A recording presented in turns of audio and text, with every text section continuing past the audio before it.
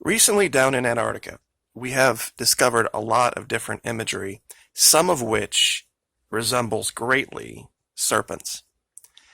Now, there's been all sorts of stories going back hundreds of years of serpents on the high seas. I want to share an image with you from a video a couple videos back. And looking at this, especially when you zoom in on the head over here to the right, you can clearly see the eye. You can almost see the jaw unhinging, and you can almost see what looks like a human figure inside.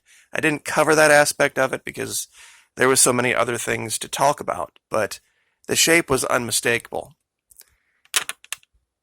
Now, there was also another location where I had found this, what looks like an infinity symbol. Something like we'll get to that in a minute. Here we go. It's called the Ouroboros.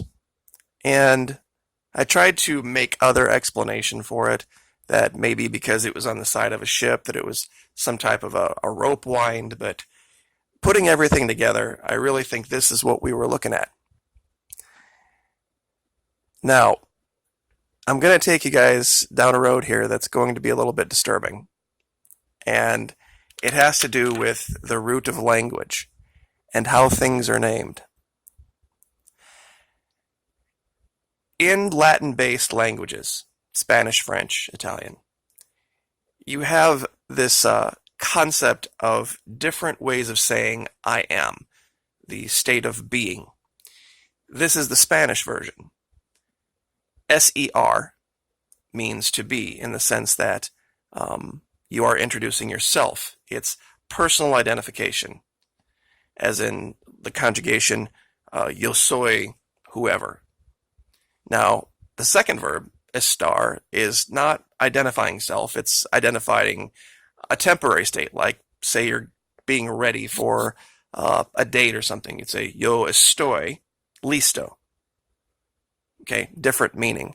And then down at the bottom you have the verb tener, which really means to have. But let's say you're hungry. To say I am hungry in Spanish, you'd say yo tengo hambre.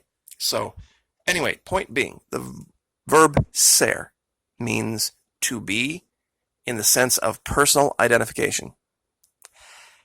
Now, the word pent means 5 in the Latin. So, ser, pent, put together, comes to I am, identifying of 5. Now, that's a very strange way to look at that.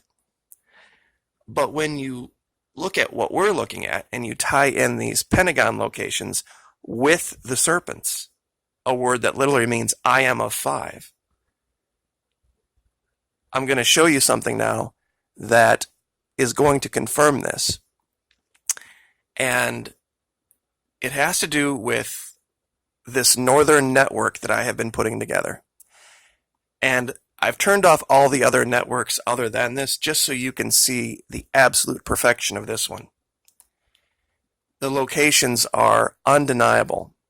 One of the locations, in fact, I wanted to do a video just on it, but it's here in northern Montana. You see, I got all of these other locations, and they were all pointing at this, and I'm like, what in the world is out in the middle of northern Montana? Well, there is this strange little house, and it's in this city just northeast, Columbia Falls, Kalispell region. And in this house, gravity just doesn't seem to work. And it's kind of a tourist attraction, but when you look at the city,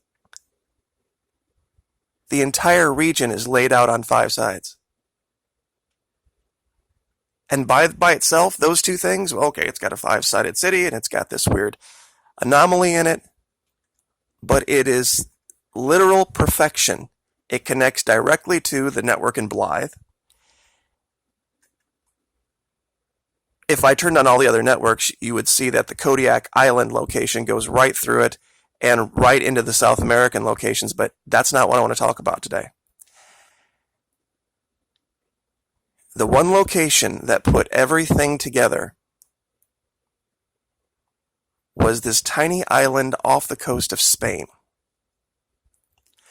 just northeast of Mallorca. And I want to show you something about the name of the city where this is located. The name of this city is Serpentona. No joke, you can look it up. It's this teeny tiny little island just northeast of Mallorca. And out here, now there's a much larger, I'm not going to even try to show it to you, Pentagon structure that encompasses this. But out here in the hills, for some reason, there is this strange 5-sided area where the trees just don't grow. And we've shown this over and over and over again. Now, it gets better. I'm going to zoom out and show you what this connects. There's this other tiny island out in the Azores called Terceira. And Terceira has one of these locations as well. Now it's on the very top of a mountain, so when I zoom in here, these lines are going to disappear. Well, maybe not this time. The best year to see this particular one, I believe, is 2013. Yep, there it is. Now, just magically on 5 sides, the trees don't grow here either. So we have Terceira in the Azores lining up directly with this little tiny island just northeast of Mallorca near a town called Serpentona. It goes through Cagliari. It goes right through Madrid. And guess where that straight line ends up?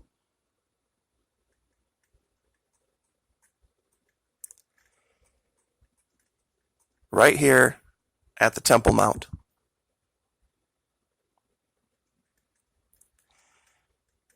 Now, as I got putting this together, everything just fell right into place. I haven't found the location in Poland yet, or the one up here near Leningrad.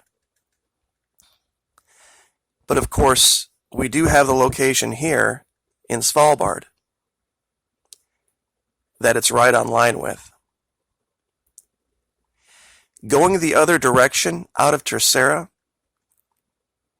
I had mentioned, I hadn't drawn it yet, this place called the Flemish Seamount that is also in the shape of a pentagon of 5.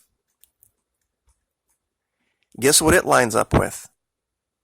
Terceira, the Flemish Seamount, takes you straight back to this gravitic anomaly in Columbia Falls, Kalispell, Evergreen, this area, Montana. You can also take a line directly north out of there.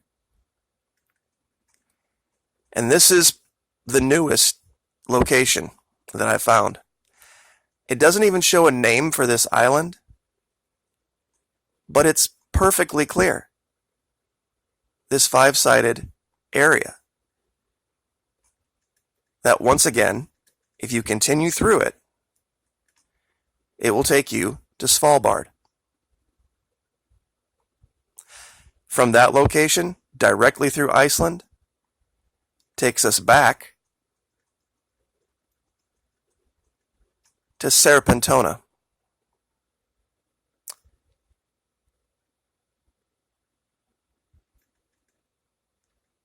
I just had to, when I put this particular network together, sit and stare at it for a while.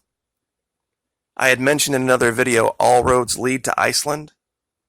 They do. They absolutely do.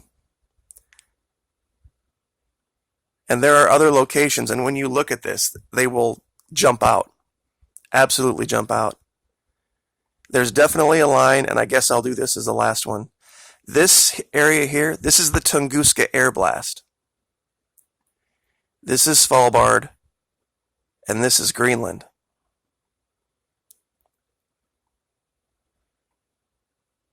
There's going to be another location, and it's going to be more than likely, because if you take Tunguska, and this ends up all the way over here at the Temple Mount, somewhere along this line, and I'm guessing it's going to be in this area of West Kazakhstan. It's not Astana, that's way over here, but it's going to be, generally speaking, right in this region when we find it. The Icelandic network is nearly perfect. The hard part about this, and I'll kick on all of these other networks real quick here at the end, just to show you how easy it is to get confused and why I've been doing it this way.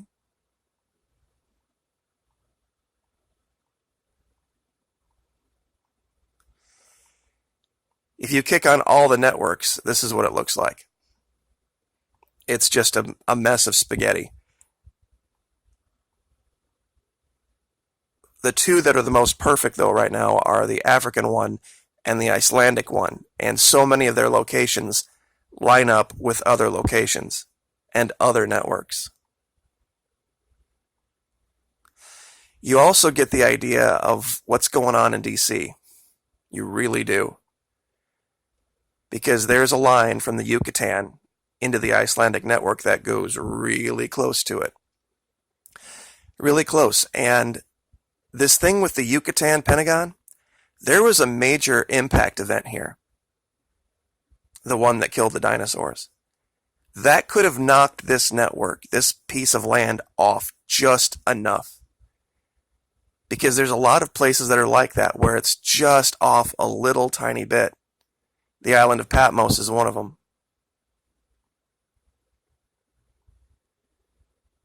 Like, for example, right here at the Temple Mount, coming from Djibouti, takes you all the way across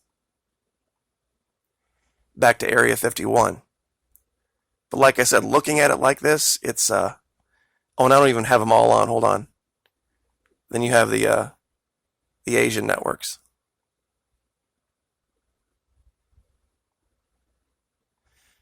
I'm going to turn these all back off just so I can show you this again. And like I said, I'm going to upload all of this to a KMZ file and then give you guys the link so that you can look at these locations for yourself. And you just, I mean, when I saw, honestly, that one of these locations was at an island near a city named Serpentona, and then it dawned on me what the verb ser meant, what the word pent meant, to be five, to be of five. Given all the connections to the Stargate network in Antarctica, I think it makes perfect sense now. Anyway, I will leave that there. Thank you guys so much for your support. Like, share, subscribe. We'll see you next time.